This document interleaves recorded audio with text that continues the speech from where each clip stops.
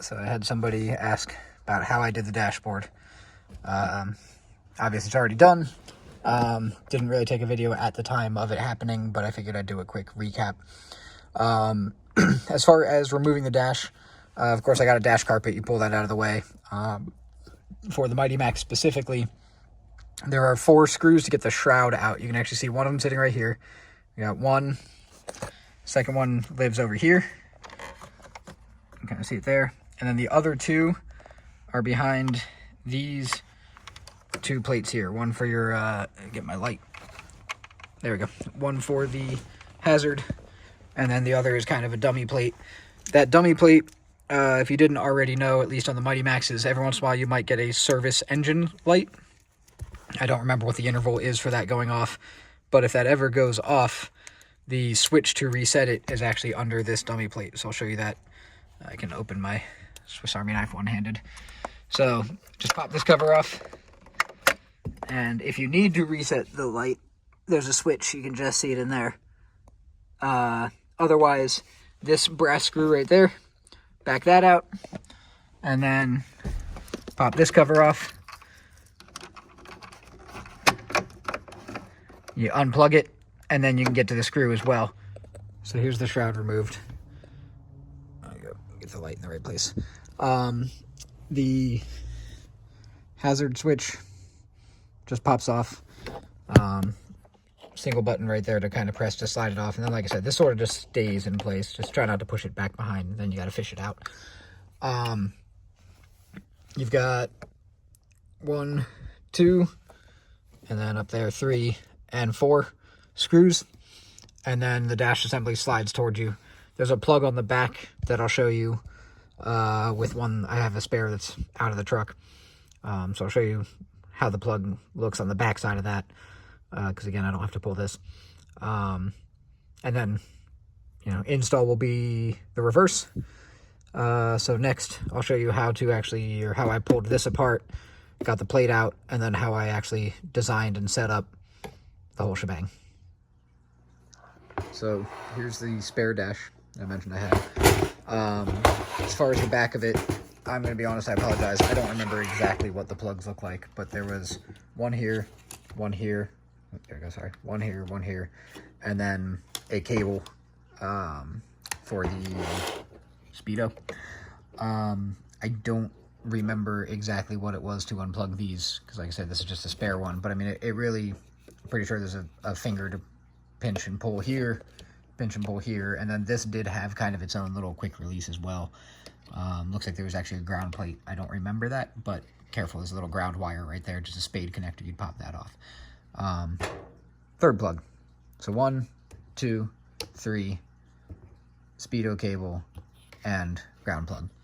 Like I said, it'd been a little while since I did it, so I didn't necessarily remember all those details. But here's the back view. You probably want to be careful not to touch or bugger this up too terribly much, because you can damage things, so handle with care. As far as pulling it apart, we've got these clips here, and then there's these little fingers on the side as well. And then at the bottom, there are going to be 2 screw holes, 1 and 2. These little guys, screws are already out on this one. But you're basically going to push down and then forward with this to release it. I find it easier. It's definitely a 2-hand job, but you kind of go one at a time. Let's see if I can set the phone up for you. Alright, so basically, there's also, it's sandwiched here, so you want to kind of hold it that way, but it won't work. You'll be fighting yourself. But just kind of down and forward. This one's old, and I've done it enough times that it doesn't put up too much of a fight. But you might either hurt your fingertips or need to employ a tool or something. If you got something that works for it, that's great. But in this case, we're just going to kind of keep hurting the fingertips. So get all those loose. The ones over on the side, these actually tend to kind of pop out. At least they did for me. Get them out on all sides, and then you can pretty much just slide the clear cover off. And now you have the exposed dash plate. In the instance of this one, for the Mighty Max, basically just very carefully grab your needle and just pull straight up. Just kind of pinch and pull straight away.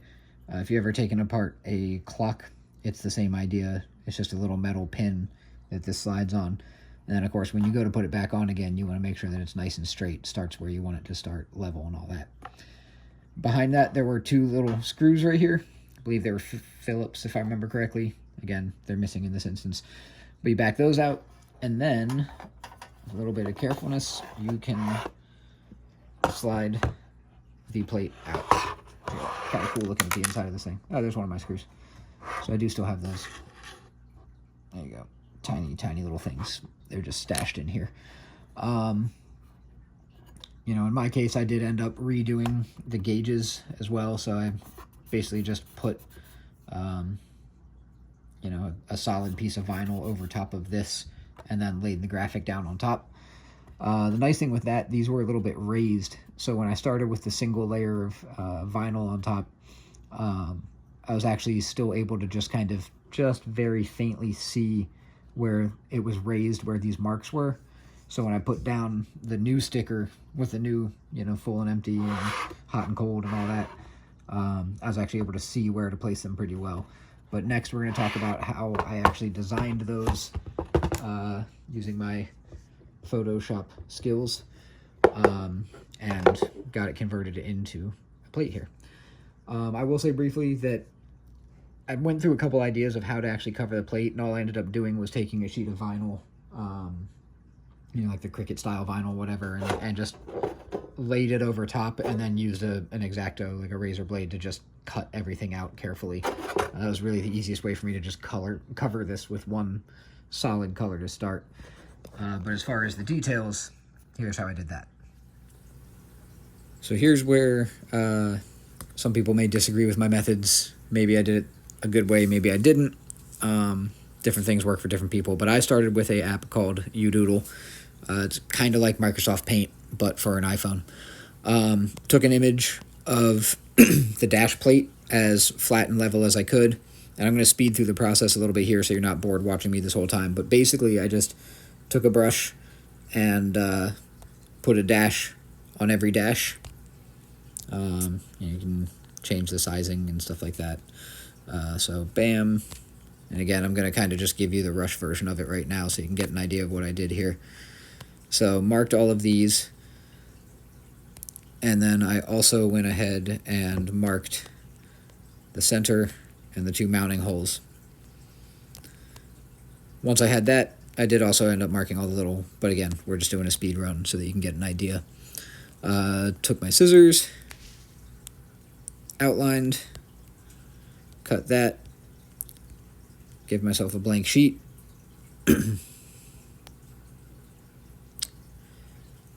bam, and now I have my Speedo.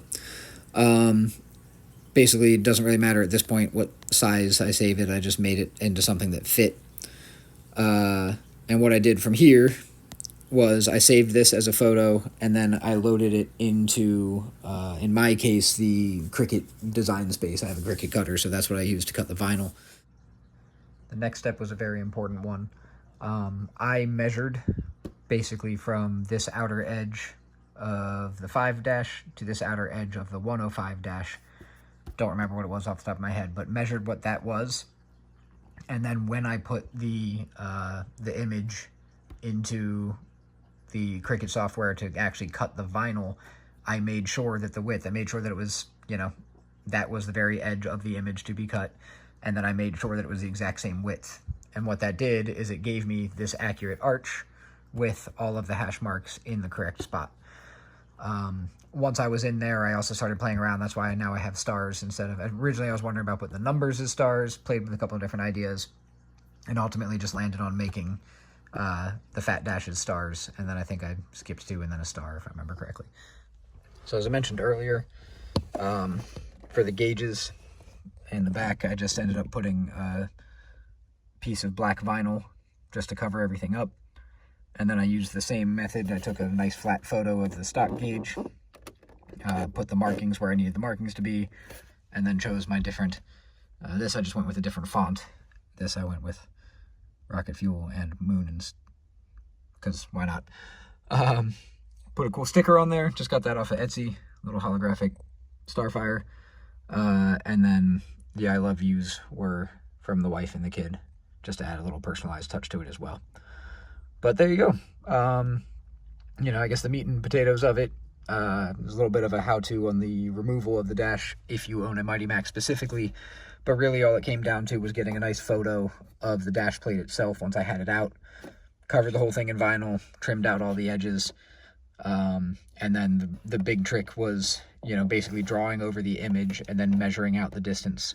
And I'm doing the same thing with this. I measured, you know, basically from that outer tip to that outer tip, so I made sure that when I placed it, the actual markings would be all in the correct place.